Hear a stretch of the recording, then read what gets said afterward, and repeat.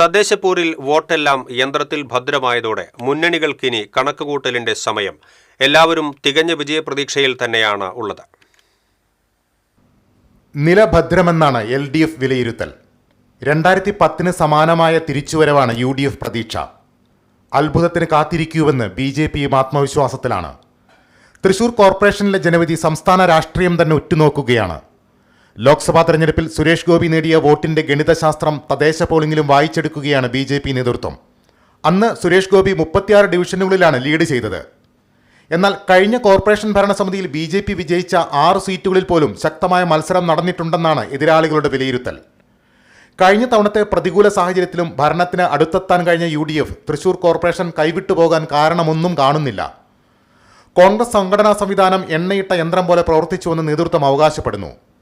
3 ഡിവിഷനുകളിലെ വിമത സ്ഥാനാർത്ഥികൾ ഏത് രീതിയിൽ ഫലത്തെ സ്വാധീനിക്കുമെന്ന ആശങ്ക UDF ക്യാമ്പിലുണ്ട്. ഹാട്രിക് വിജയം ലക്ഷ്യമിടുന്ന LDFും തികഞ്ഞ ആത്മവിശ്വാസത്തിൽ. 10 വർഷത്തെ വികസന നേട്ടങ്ങൾ, സംസ്ഥാന സർക്കാരിൻ്റെ ഭരണ മികവ് തുടങ്ങിയ കാര്യങ്ങളിലൂന്നിയുള്ള പ്രചരണം ഗുണം ചെയ്തു എന്ന വിശ്വാസത്തിലാണവർ.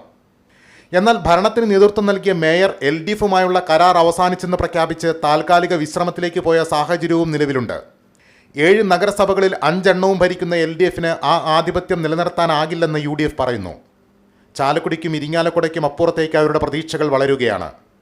കൊടുങ്ങല്ലൂർ നഗരസഭയിൽ ഭരണപ്രതീക്ഷകൾ പങ്കുവയ്ക്കുകയാണ് BJP. ഗ്രാമപഞ്ചായത്തുകളിൽ 86-ൽ 69 ഭരിക്കുന്ന ഇടതുമുന്നണി അടിത്തറ ഭദ്രമെന്ന ആത്മവിശ്വാസത്തിൽ. 16 പഞ്ചായത്തുകളിൽ മാത്രം ഭരണമുണ്ടായിരുന്ന UDFിൻ്റെ പ്രതീക്ഷകളും വാനോളം. അവണിശ്ശേരിക്കപ്പുറത്തേക്ക് BJPയും സ്വപ്നം കാണുന്നു. 16 ബ്ലോക്ക് പഞ്ചായത്തുകളിൽ 13ഉം LDFിൻ്റെ കയ്യിലാണെങ്കിലും ഇത്തവണ ഒപ്പത്തിനൊപ്പം പിടിക്കുമെന്ന ആത്മവിശ്വാസത്തിലാണ് UDF. ജില്ലാ പഞ്ചായത്തിൽ 30 ഡിവിഷനുകളിലേക്കായിരുന്നു വിധിയെഴുത്ത്. കഴിഞ്ഞ തവണ 29-ൽ 5 സീറ്റ് മാത്രമുണ്ടായിരുന്ന UDF 2010 സമാനമായൊരു വിജയമാണ് സ്വപ്നം കാണുന്നത്.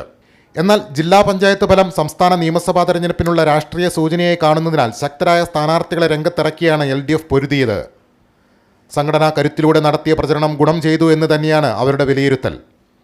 എന്തായാലും കൂട്ടലിനും കിഴിക്കലിനും ഇനി അധികം ആയുസില്ല. ശനിയാഴ്ച കേരളം കാത്തിരിക്കുന്ന ജനവിധി അറിയാം. News desk TCV.